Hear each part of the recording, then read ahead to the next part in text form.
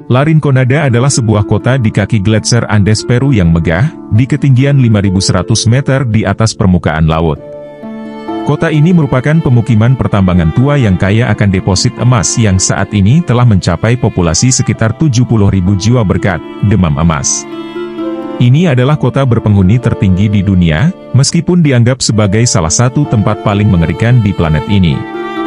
Ketika emas pertama kali ditemukan, tambang ini diambil alih oleh sebuah perusahaan yang hanya mempekerjakan para pria di desa tersebut.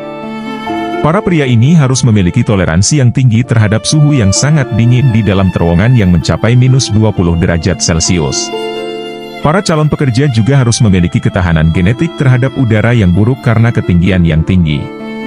Para pria pemberani ini mencari emas, melakukan pendakian lebih dari setengah jam setiap hari, menghirup udara yang dipenuhi gas beracun seperti merkuri dan sianida.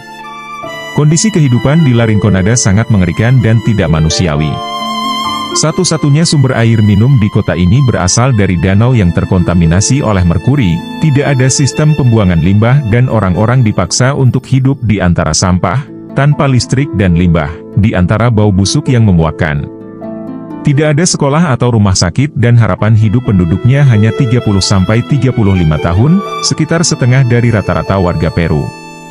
Orang-orang mati secara perlahan, dilahap oleh penyakit paru-paru dan infeksi saluran pernapasan yang lama-kelamaan mempengaruhi sistem saraf, menyebabkan deformasi, kehilangan ingatan, kelumpuhan, dan akhirnya kematian. Tempat ini disebut surga iblis, dan merupakan tempat yang diatur secara ilegal oleh geng-geng kriminal dan organisasi lokal yang tidak mengizinkan perusahaan tambang asing dan telah mengadopsi sistem pembayaran yang tidak masuk akal yang disebut chachoreo. Para pekerja dibayar dengan gaji nol dan bekerja selama 30 hari tanpa bayaran sama sekali. Pada hari ke-31 mereka diminta untuk menggali selama 3 jam berturut-turut dan kemudian mengeluarkan semua material tambang.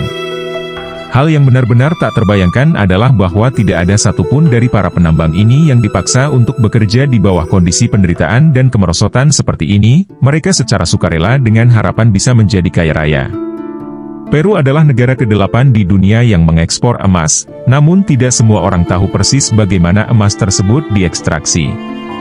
Asal-usul sebenarnya dari bahan tersebut seringkali dirahasiakan oleh perusahaan-perusahaan besar, mengabaikan pelanggaran hak asasi manusia, dan perusakan lingkungan dan sosial dengan mengutamakan keuntungan.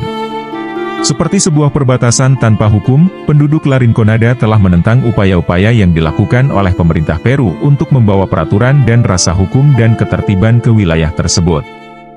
Banyak yang takut akan pajak dan peraturan yang datang dengan pengawasan pemerintah, sehingga degradasi lingkungan, polusi, kejahatan dan korupsi masih merajalela. Please subscribe, like dan share jika Anda menyukai video ini.